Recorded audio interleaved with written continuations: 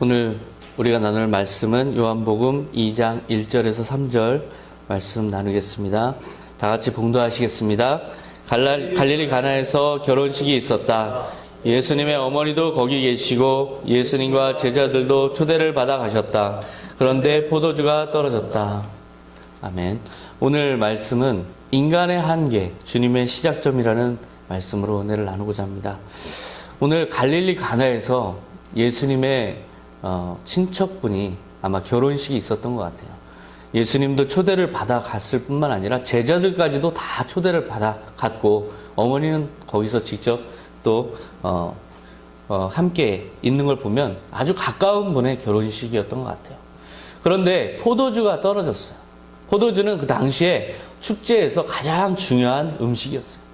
포도주가 떨어졌다는 것은 어찌 보면 축제가 이제 이렇게 허무하게 끝나버릴 수 있는 그런 위기 상황이었어요.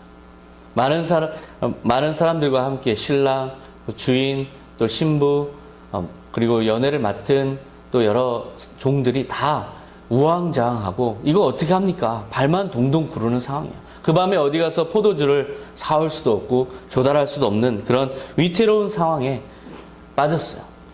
그러한 위기 상황, 우리도 종종 경험할 때가 있죠. 우리가 그토록 뭔가 하려고 했지만 우리의 자금이 떨어질 때가 있고, 또 우리가 가용할 수 있는 인력이나 사람이 떨어질 때가 있어요. 그럴 때마다 우리는 발을 동동 구르는 그런 위기 상황에 처할 때가 있죠.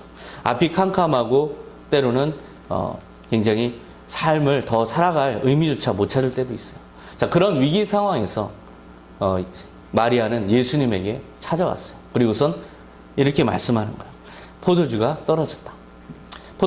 포도주가 떨어졌다고 이렇게 예수님에게 말씀하시는 그 말씀, 요한복음 2장 3절 봉독하겠습니다. 그래서 예수님의 어머니가 예수님께 이 집에 포도주가 떨어졌구나 말하였다. 자, 그런데 이 말을 잘 되새겨 보면 그냥 단순히 포도주가 떨어졌다라는 얘기가 아니에요. 나중에 무슨 말씀을 하시든지 그대로 하라라고 하인들에게 명하는 걸 보면 분명히 어떤 의도를 가지고 지금 예수님에게 말씀하고 있어요. 그건 뭐냐면 지금 이 상황은 굉장한 위기 상황입니다. 그런데 이것을 해결할 수 있는 능력이 없습니다. 이 집에는 아무도 해결할 수 없습니다. 예수님이 나서셔야 할 상황입니다. 예수님이 해결해 주셔야겠습니다. 라고 사실상 요청을 한 거죠. 그런데 어머니가 그렇게 말씀하시면 예수님이 그럼요, 제가 해드려야죠 라고 할 법도 한데 예수님의 반응은 전혀 그렇지가 않아요. 요한복음 2장 4절에 보면 예수님은 어머니, 나와 무슨 관계가 있다고 그러십니까? 이렇게 말씀하세요. 나랑 이게 무슨 상관입니까? 지금 포도주가 떨어진 상황, 이것과 나는 아무런 상관이 없습니다. 뿐만 아니라 세번역 성경에 보면 여자여, 그것이 나와 당신에게 무슨 상관이 있습니까?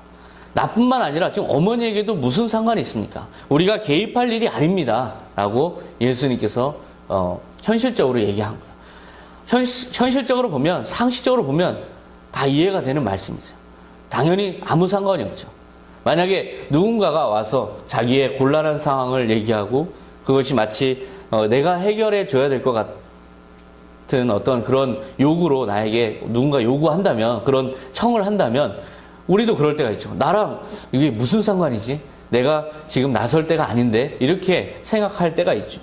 그런 것처럼 지금 이 잔치는 예수님이 잔치도 아니고 또 어머니가 개입된 것도 아니고, 이것은 이 문제는 지금 당장 예수님이 나서서 해결해야 될 이유가 전혀 없어요. 상식적으로 그래요. 그런데 이 상식적인 반응이 신랑과 주인에게는 굉장한 낙심이 되는 그런 반응일 수도 있어요. 예를 들어서 얼마 전에 돌아가신 자살하신 경남기업 성한종 회장님 같은 분, 주변 분들에게 자기의 곤란함을 해결해 달라고, 도와달라고 열심히 쫓아다니면서 좀 해결해줘, 도와줘 라고 부탁을 했지만 많은 분들이 거절했어요. 나랑 별 상관없는 일이다. 어떤 분들은 나는 이 사람을 알지도 못한다, 이렇게까지 거절을 했어요. 자, 그런 상황, 그거는 굉장히 상식적인 상황이에요. 하지만 그 어려움에 처한 사람에게는 굉장히 절망스러운 그런 대답이죠. 자, 그런 반응을 예수님이 보이셨다는 거예요. 자, 이 반응도 의문스럽지만 그러한 반응을 보이신 예수님인데도 불구하고 마리아는 하인들에 가서 이렇게 얘기를 해요. 요한복음 2장 5절에 보면 그러나 예수님의 어머니는 하인들에게 무엇이든지 그가 시키는 대로 하여라 하고 일러주었다. 무엇이든지 시키는 대로 해라 라고 일러줬다는 거예요. 아니 예수님이 지금 방금 전에 이게 나와 무슨 상관이 있습니까? 내 때가 이르지 아니하였습니다 하셨는데 이 일을 개입할 이유가 전혀 없는데 왜 시키겠어요? 무엇을 시키겠어요? 그리고 예수님은 포도주를 제조하신 적이 없어요. 그런데 포도주에 대해서 뭔가 포도주가 떨어진 문제를 해결하기 위해서 뭔가를 시킨다는 게 불가능한 일이죠. 알지도 못하는 일이기 때문에. 거기다가 예수님이 분명히 뭔가 시킨다면 되게 어이없는 그런 방법일 거예요. 예수님은 전혀 알지 못하기 때문에. 그런데 하인들이 그것을 따라 할 리도 없죠. 어이없는 명령을 과연 누가 따라 하겠어요? 그럼에도 불구하고 어머니는 시키는 대로 하여라 라고 일러주었어요. 그 이유가 무엇일까요? 예수님의 어머니 마리아가 봤을 때 이 상황은 예수님이 나서지 않고는 절대로 해결될 수 없는 상황이에요. 이 집에 신랑이나 주인이나 그 누구도 이 문제를 해결할 수 있는 능력이 없어요. 이 밤에 어디 가서 그 많은 사람들을 먹일 포도주를 구해오겠어요. 전혀 불가능한 상황, 인간이 처한 절망적인 상황과 같은 그런 불가능한 완전한 절망의 상황, 이 상황은 예수님만이 해결해 줄 수 있다라는 믿음을 가지고 예수님에게 와서 포도주가 떨어졌다라고 부탁을 한 거고, 그리고 하인들에게 가서 분명히 예수님은 개입하실 거다, 이걸 모른 척 하시지 않을 거다, 그러니까 무엇이든지 시키는 대로 하라라고 얘기하신 거예요. 이것은 예수님에 대한 완전한 신뢰였어요. 예수님은 이 일을 전혀 남일 보듯이 하지 않으실 것이라는 확실한 믿음, 즉 사랑의 예수님이라는 믿음, 또 하나는 그런 마음으로, 그런 믿음으로, 그런 예수님이 분명히 능력 있게 이 일을 해결해 주실 것이라는 예수님의 능력에 대한 믿음, 이것을 가지고 있었다는 거죠. 100% 완전히 신뢰하지 않고서는 예수님이 거절했는데도 불구하고 하인들에 가서 무엇이든지 시키는 대로 하라라고 하실 리가 없다는 거예요. 마리아는 그렇게 완전하게 예수님을 믿었어요. 그게 사실 가능한 일일까요? 저는 마리아의 이 명령에서 참 많은 은혜를 받았어요. 자기가 30년 넘게 기른 자식이에요. 그런데 이 자식을 하나님의 아들로, 그런 능력 있는 하나님의 아들로 믿는다는 건 쉽지가 않아요. 분명히 어렸을 때 못난 모습도 많이 봐왔을 것이고 꾸중을 하기도 했을 것이고, 우리가 예수님을 오해하면 안 돼요. 예수님은 완전한 신이시지만 또 완전한 인간이세요. 완전한 인간이신 예수님은 우리와 별로 다르지 않은 그러한 성정으로, 그러한 모습으로 어린 시절을 보내셨을 거예요. 그래서 업어 키우고 여러 진자리 마른자리 돌보시면서 그렇게 키웠어요. 그런 자식이 하나님의 아들로서 지금 이렇게 절대절명의 위기에서 이 많은 사람들을 구원해 내줄 것이라는 걸 믿고 그렇게 완전하게 믿음을 보이기가 쉽지가 않다는 거죠. 그럼에도 불구하고 마리아는 믿었어요. 더군다나 이 상황은 자칫하면 지금 예수님조차도 이거는 내 때가 아닙니다라고 했어요. 자칫하면 하나님의 계획과 하나님의 때를 반하는 그런 요청일 수도 있어요. 즉 하나님의 뜻에 맞지 않는 요청일 수도 있어요. 그럼에도 불구하고 마리아는 무엇이든지 그가 시키는 대로 하여라라고 하인들에게 분명한 믿음으로, 오히려 예수님의 말씀이 있었음에도 불구하고 자기의 믿음을 더 강하게 내비쳐요. 자, 그렇게 해서 예수님이 나설 거라는 완전한 믿음을 가지고 그렇게 부탁을 했지만, 그렇게 하인들에게 명령을 했지만 사실상 예수님은 이미 선언한 상태죠. 요한복음 2장 4절에 아까 봤듯이 예수님은 어머니 나와 무슨 관계가 있다고 그러십니까? 아직 내 때가 되지 아니하였습니다. 이렇게 예수님이 분명히 사명을 감당하기 직전이고 제자들까지 뽑았고 제자들까지 다 같이 가 있는 상황에서 분명하게 자기 의사로 거절을 했음에도 불구하고 마리아는 예수님은 분명히 외면하지 않으실 분이고 그 다음에 이 문제를 능히 해결할 분이시라는 완전한 믿음으로 예수님에게 요청한 거예요. 마리아는 그런 완전한 믿음이 있었어요. 자, 그렇다면 그런 믿음으로 나온 어머니에게 왜 예수님은 이것이 나와 무슨 상관이 있습니까? 라고 얘기했을까요? 분명히 그 마음을 알고 있었을 텐데, 포도주가 떨어졌습니다. 그리고 내가 무슨 상관이 있나이까 했을 때 마리아가 포기했을 거라고 믿지 않았을 거예요, 아마. 왜냐하면 제자들이 그 하인들에게 가서 무슨 일이든지 시키는 대로 하여라 라는 것을 분명히 예수님도 하나님의 아들이시기 때문에 아셨을 거예요. 자, 그런 일들이 일어날 걸 아신 예수님이 왜 나와 무슨 상관이 있나이까 라고 얘기를 했을까요? 그 진의가 무엇일까요? 예수님의 진짜 속마음은 무엇일까요? 무슨 상관이 있나이까 하신 예수님의 진의를 한번 우리가 생각해 볼 필요가 있어요. 우리도 가끔 문제 상황에서 종종 이 일이 나와 예수님과 무슨 상관이 있을까? 이 문제에 대해서 예수님 무슨 상관이 있을까? 그렇게 생각하기 때문에 예수님의 진의를 파악할 필요가 있어요. 자, 예수님은 평생 동안 살아가시면서 어떤 마음으로 사셨을까? 그 마음의 진의를 알기 위해서는 예수님이 유언과 같이 기도하신 요한복음 17장의 말씀을 우리가 검토해 볼 필요가 있어요. 요한복음 17장 1절에 이렇게 예수님은 유언과 같은 십자가 사명 바로 직전에 이렇게 기도하세요. 예수님은 하늘을 우러러보시며 이렇게 기도하셨다. 아버지, 때가 왔습니다. 아들이 아버지께 영광을 돌릴 수 있도록 이 아들을 영광스럽게 하소서. 17장 4절에 보면 나는 아버지께서 맡겨주신 일을 다 완성하여 세상에서 아버지를 영광스럽게 하였습니다. 하나님의 영광을 위해서 사셨어요, 예수님은. 그렇게 하나님이 영광 받으실 일이라면 그것을 거부치 않으셨어요. 어떠한 일이든지 하나님께 영광 돌릴 수 있다면 예수님은 어디든지 찾아가셔서 거기서 기적을 행하시고 하나님께 영광을 돌리는 일을 행하셨어요. 모든 문제들 가운데 사람들을 치료하고 사람들에게 먹을 걸 주고 5,000명을 먹이시고 그 다음에 나사로를 고치실 때도 예수님은 분명히 하나님의 영광을 위해서 그 모든 일들을 행하셨어요. 그래서 죽은 나사로 무덤에 있은 지 나흘 만에 찾아간 나사로를 살리실 때도 예수님이 이렇게 말씀하셨죠. 요한복음 11장 40절에 예수께서 이르시되 내 말이 내가 믿으면 하나님의 영광을 보리라 하지 아니하였느냐. 하나님의 영광을 위해서 나는 지금 나사로를 살리고자 원한다 라고 말씀하신 거예요. 예수님은 하나님의 영광을 위해서라면 무슨 일이든지 그렇게 마다하지 않으시고 하셨어요. 그런 예수님이 이렇게 곤경에 처한 사람들을 대했고 지금 곤경에 처한 사람들이 눈앞에 있고 그리고 어머니가 포도주가 떨어졌다고 부탁한 상황에서 여자여 나와 무슨 상관이 있나이까 했을 때 정말 나와 상관이 없어서 그렇게 말씀하셨는가 하는 거죠. 예수님은 벌써 머릿속에서 그 해결책을 강구하고 계셨을 거예요. 만약에 생각해 보세요. 우리 아이가 아빠 나 이 문제 큰일 났어. 이 문제 해결해야 돼. 나 어떡하지? 라고 부탁을 할 때 아버지의 마음은 어떨까요?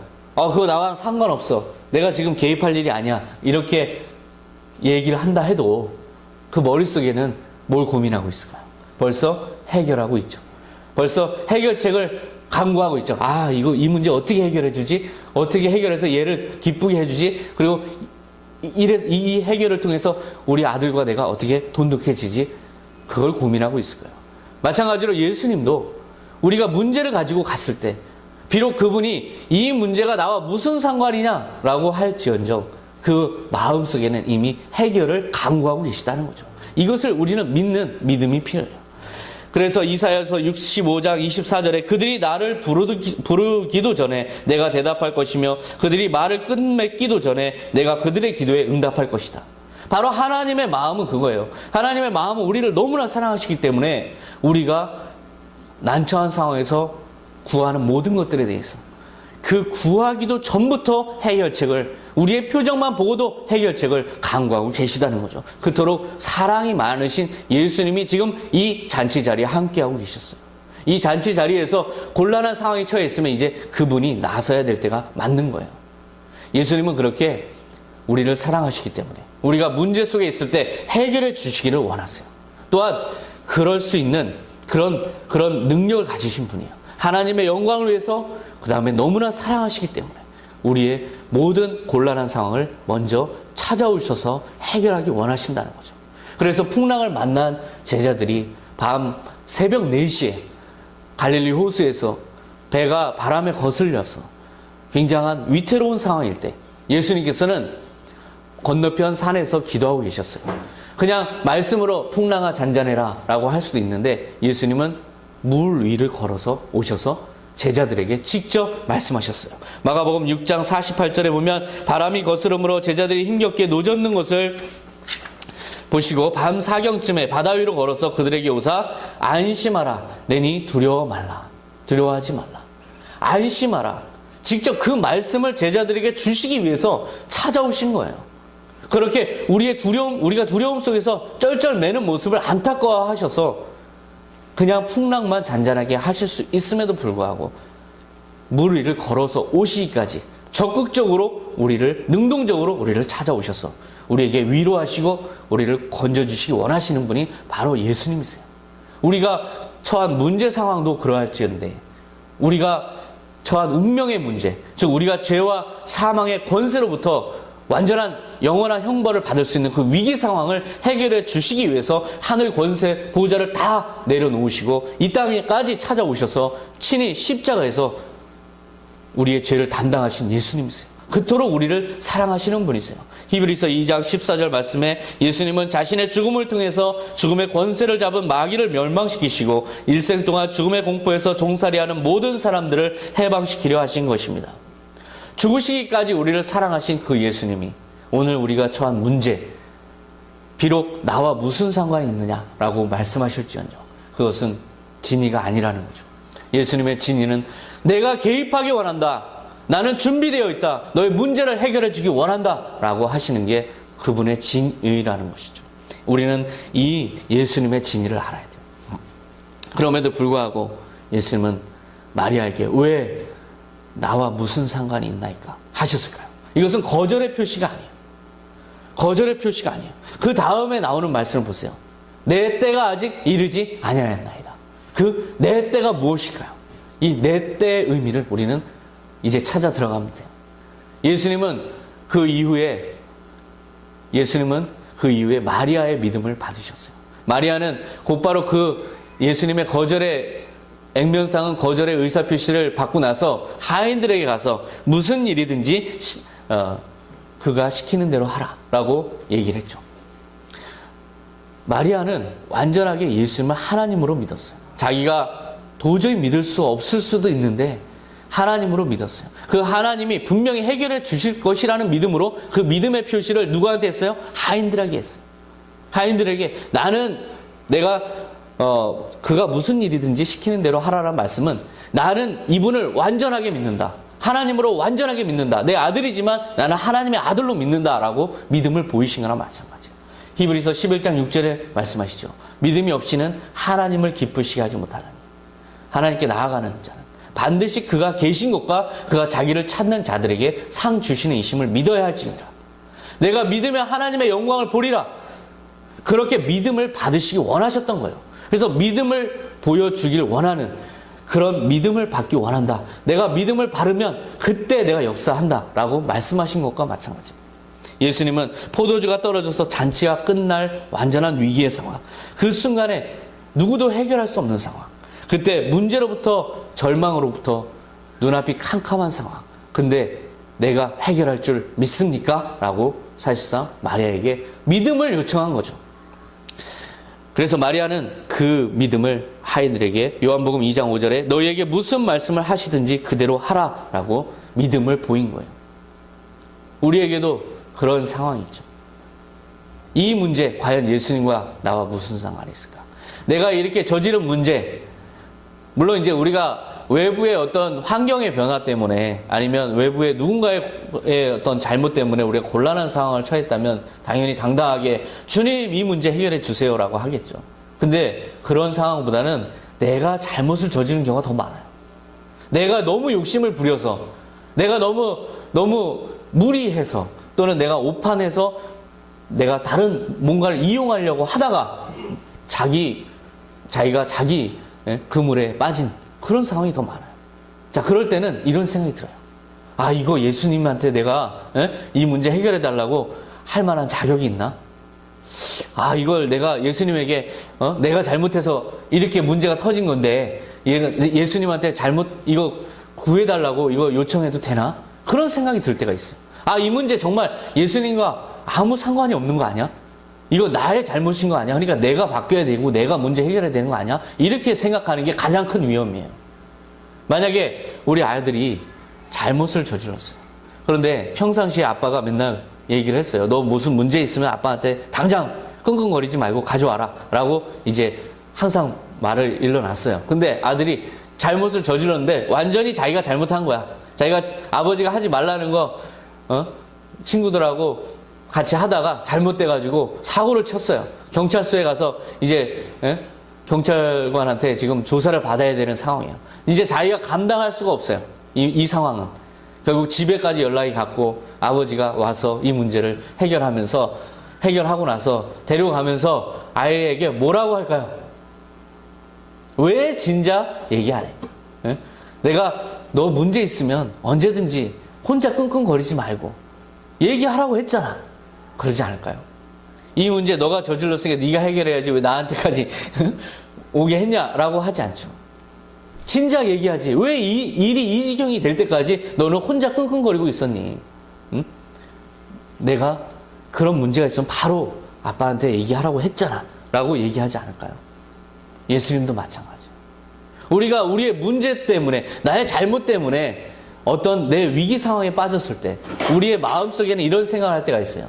이 문제는 내가 잘못이기 때문에 예수님과 아무 상관이 없는 거 아니야? 내 잘못인 거 내가 해결해야 되는 거 아니야? 그럴 때도 예수님은 개입하기 원하신다는 거예요. 예수님은 그런 상황에서도 개입을 원하시고 그런 상황에서도 믿음을 보이기 원하시고 그게 바로 이 말씀의 핵심이에요. 그렇다면 여자여 이 일이 나와 무슨 상관이 있나이까? 라고 하신 말씀은 예수님이 마리아에게 한 말씀이지만 사실상 우리 안에서 내가 내 자신에게 하는 말일 수 있죠. 이 일이 예수님과 무슨 상관이 있나이까? 우리 스스로 그런 얘기를 할 수가 있어요. 그런 생각이 들 때 그 말에 속으면 안 돼요. 그 말은 곧 예수님은 그럼에도 불구하고 개입하기 원하신다. 예수님은 지금 이 자리에, 내 운명의 자리에 함께하기 원하신다. 이 문제 가운데 함께하기 원하신다. 그렇게 예수님의 진리를 깨닫는 여러분 되시기 바랍니다. 예수님은 그렇게 완전히 믿기를 원하세요. 우리가 예수님을 완전히 믿어드린다는 것, 이 문제 상황 가운데 개입하시길 원하신다는 걸 완전히 믿어드릴 수 있는 그 비결을 우리는 오늘 말씀에서 찾을 수가 있어요. 그건 뭐냐면 너희에게 무슨 말씀을 하시든지 그대로 하라. 그 말씀. 우리가 예수님이 개입하기 원하신다면 이 문제 상황 속에서 예수님과 무슨 상관이지? 라고 할 게 아니라 주님은 이 개입하기 원하십니다. 무슨 말씀이든지 하시옵소서. 제가 그대로 주님 따라서 하겠습니다. 그러면 저는 기적을 볼 것입니다. 라고 고백하는 것이 바로 우리의 믿음이어야 된다는 거죠. 그런 믿음에 무엇은 일이든지 시키는 대로 제가 하겠습니다. 라고 우리가 고백하는 것. 그것이 바로 우리가 보여드려야 될 믿음이에요. 그런데 그 무슨 일 가운데는, 기적이 일어나는 일들 가운데는 내가 원하는 것과 반대되는 말씀을 하실 때가 있어요. 아브라함이 아들을 원했어요. 그래서 아들을 얻었어요. 그런데 하나님께서 뭐라고 하세요? 아들을 바치라고 하시죠. 하나님은 기적을 베푸시기 원하시는데 인간이 원하는 것과 역행하는 요구를 하실 때가 있어요. 오늘 말씀도 그렇죠. 항아리에 물을 가득 채워라 라고 요한복음 2장 7절에 말씀하겠어요. 포도주 항아리에 물이 가득하다면 그것은 더 이상 포도주를 기대할 수 없는 상황이에요. 물 항아리죠. 이제는 포도주를 완전히 기대할 수 없는 상황이에요. 근데 그걸 하라는 거예요. 지금 포도주를 원하는데 물로 채우라는 거죠. 자, 이것은 굉장한 역행이에요. 많은 사람들이 이것을 믿기가 힘든, 그런 따르기 힘든 명령이죠. 거기다가 요한복음 2장 6절에 거기에는 유대인의 정결 예식에 사용되는 돌 항아리 6개가 놓여 있었는데 각각 물 2-3통 드는 크기였다 라고 말씀하시죠. 채워야 될 돌 항아리가 6개가 있어요. 근데 이 돌 항아리는 정결 예식에 쓰는 돌 항아리인데 이것은 20갤런의 물이 들어가요. 20갤런의 물은 76리터예요.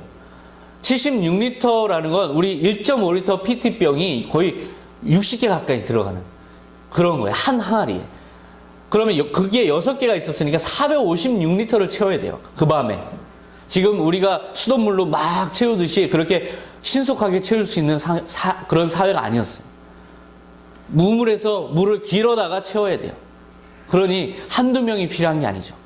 하인이 여러 명 필요했을 거예요. 그리고 그렇게 물을 옮기는 모습들을 보면서 사람들이 의아해하겠죠. 저 사람들 뭐 하나? 이 포도주가 아는 분들은 포도주가 떨어진 상황에 물을 왜 채우나? 그렇기 때문에 사람들이 보이지 않게 은밀하게 또 그 일을 행해야 돼요. 그거는 하인에게 비록 예수님의 어머니는 무슨 일이든지 시키는 대로라고 하라라고 했지만 지금 하인들이 결정할 일이 아니에요. 이거는 많은 하인들이 동원돼야 되고, 그리고 지금 이 정결 예식에 쓰는 돌 항아리를 물로 다 채워야 되는 상황이에요. 자, 그렇다면 주인이 나섰을 거예요. 주인이 나서서 지금 예수님이 물로 채우라라고 하는 말씀을 이것을 따라야 될 것인지 말아야 될 것인지 결정해야 되는 그런 상황에 처한 상황도 있었을 거예요. 그럴 때 주인은 간단하게 거절할 수도 있어요. 무슨 쓸데없는, 무슨 말도 안 되는 소리를 하십니까? 아, 됐습니다. 라고 할 수도 있어요. 하지만 지금 이렇게 절대절명의 상황에서 결국 주인마저도 이 문제는 예수님만이 해결해 줄 수밖에 없다라는 데 동의했다는 거죠. 그렇기 때문에 사람들은 물을 채울 수 있었어요. 주인조차도 위기 상황 속에서 마리아가 이분은 하나님의 아들이라, 하나님의 아들이 명령하신 것이라고 설득을 했든 주변 사람들이 얘기를 했든 지금 이 주인도 결국 믿게 된 상황이지 않았으면 모두가 물 항아리에 돌을 채우는 것은 불가능한 사건이었다는 거죠. 그렇게 모든 사람이 한 마음으로 결국 예수님을 바라볼 수 없는 상황이 되었고 결국 모든 사람들의 믿음이 예수님을 향해서 일치됐어요. 그 일치된 상황을 요한복음 2장 7절에서 보여주고 있어요. 그들은 9가지 물을 가득 채웠다. 결국 9가지 물을 가득 채웠어요. 이제는 예수님이 하지 않으면 완전히 이제 끝난 상황. 이건 물항아리로 끝나버렸어요. 자, 예수님은 이제 이때 일하기 시작하는 거예요. 이때 일하시는 거예요. 이게 바로 예수님이 일하는 정확한 시간이에요. 모든 사람들이 일치되게 예수님을 바라보는 상황. 한 마음으로 예수님을 기대하는 상황. 모든 사람들의 믿음이 일치된 상황. 그게 바로 예수님이 고르고 골랐던 때라는 거죠. 그렇다면 예수님이 마리아에게 여자여 이것이 나와 무슨 상관이 있습니까? 내 때가 아직 이르지 않았습니다. 라고 했을 때 그 내 때가 어느 때냐는 거죠. 그것은 마치 우리가 생각할 때는 그것은 바로 십자가에 달리시는 상황이라고 생각할 수 있어요. 하지만 그 내 때라는 건 그렇게 말씀하신 분이 지금 이제 기적을 행하신다는 건 그 내 때라는 건 믿음이 일치되는 때였구나라는 걸 우리는 깨달을 수 있어요. 모든 사람들, 기대하는 사람들, 관계자들의 모든 사람들의 관련된 사람들의 마음이 하나 되는 때가 바로 예수님이 말하는 내 때라는 거죠. 그런데 지금 이 상황을 그때 당시에 믿고 있었던 사람은 마리아밖에 없었어요. 그런데 예수님은 모든 사람들의 마음이 일치돼서 결국 하나님의 영광을 드러낼 수 있는 그 때를 고르신 거예요. 그게 바로 내 때였다는 거죠. 그것은 바로 물이 아구까지 채워지는 그때, 모든 사람들이 이제 절대절명의 상황이고 이제는 도저히 예수님밖에 기대할 수 없는 그때 주님은 역사하시는 거예요. 그때 하나님으로서 우리 앞에, 그들의 앞에 나타나시는 거죠. 이사야서 62장 11절 보아라 너의 구원자가 오신다. 그가 구원한 백성을 데리고 오신다. 그가 찾은 백성을 앞장 세우고 오신다. 예수님은 그렇게 모든 사람들의 마음이 일치될 때 구원자로 오시기 원하세요. 그래서 하나님의 영광을 나타내기 원하세요. 그렇게 하나님의 영광을 나타낼 수 있는 완전한 때에 주님은 역사하신 거예요. 그래서 요한복음 2장 8절에 예수님이 하인들에게 이제 떠다가 잔치 책임자에게 갖다 주어라 하시자 하인들은 그대로 하였다. 이 하인들은 이제 완전한 그 믿음의 일치를 받기 때문에 물을 떠다가 주라는 건데도 불구하고 그들은 믿음으로 갖다 연회장에게 갖다 주었어요. 그들마저도 믿음이 일치됐다는 것을 보여주는 그런 모습이에요. 요한복음 2장 10절 잔치 책임자는 신랑을 불러 말했다. 흔히 좋은 포도주를 먼저 내놓고 손님들이 취한 뒤에 그보다 못한 것을 내놓는데 당신은 지금까지 좋은 포도주를 남겨두었군요 하였다. 결국 애초의 상황, 발만 동동 구른 상황은 일련의 사건을 거쳐서 완전하게 해결됐어요. 오히려 넘치게 해결됐어요. 가장 좋은 포도주로 넘치게 해결이 됐어요. 에베소서 3장 20절에 말씀하시죠. 우리가 구하는 거나 생각하는 것보다 더 넘치도록 능히 하실 예수님이라고 말씀하세요. 그렇게 우리가 절망 속에서 이 문제 도대체 예수님과 무슨 상관이 있지? 라고 생각이 들 때 우리는 넘치도록 능히 역사하실 예수님을 믿고 무슨 말씀을 하시든지 그대로 하겠습니다. 라고 믿음을 고백하는 우리의 고백이 필요해요.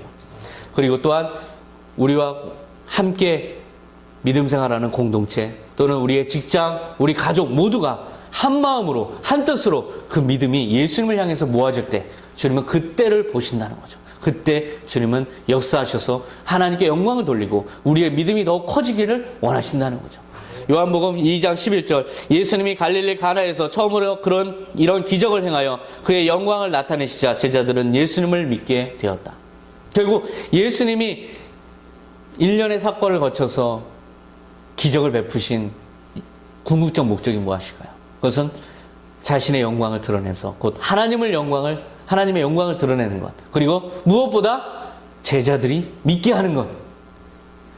오늘 우리가 이 문제가 예수님과 무슨 상관이 있습니까? 라고 얘기할 때 예수님은 그 문제를 통해서 예수님의 영광을 나타내기 원하신다는 거죠. 또한 그것을 통해서 궁극적으로 원하는 건 나의 믿음이 커지는 걸 원한다는 거죠. 예수님은 그런 목적을 가지고 오늘 여러분의 문제 가운데 개입하기 원하세요. 오늘 내게 도대체 이 문제까지 예수님에게 가져가야 되나? 예수님과 별 상관이 없는 거 아닌가? 라고 생각되는 그 문제에 예수님이 개입하기 원하세요. 거기서 개입하셔서 우리의 믿음을 받으셔서 역사를 이루시고 기적을 행하시고 그래서 하나님의 영광을 드러내시기 원하시고 또한 우리의 믿음이 자라나기 원하신다는 거죠. 오늘 이 말씀을 통해서 예수님의 진리를 깨닫고 우리가 예수님께 믿음으로 나아가야 되는 그 진정한 의미를 깨닫는 우리 선한청지교회 성도 여러분 되시기 바라겠습니다. 기도하시겠습니다. 하나님 아버지, 우리는 문제 가운데서 때로는 방황하고 혼자 고독할 때가 있습니다. 그러나 오늘 말씀을 통해서 우리가 깨달았습니다. 그 어떤 문제이든 간에 어떤 원인에 의한 문제이든 간에 주님께서는 우리의 문제의 상황 속에 개입하시기 원하신다는 걸 우리가 깨달았습니다. 그리고 또한 그 문제를 해결하기 위해서 우리에게 믿음을 요청하신다는 걸 깨달았습니다. 주님 무슨 말씀을 하시든지 그대로 하겠습니다. 이러한 영전의 믿음을 갖기 원합니다. 그럴 때 하나님께 영광을 돌리고 하나님의 영광을 드러낼 뿐만 아니라 우리의 믿음 또한 더 커지리라 믿습니다. 이러한 깨달음을 저에게 주신 주님께 감사드립니다. 모든 것 감사드리며 예수님의 이름으로 기도하옵나이다. 아멘.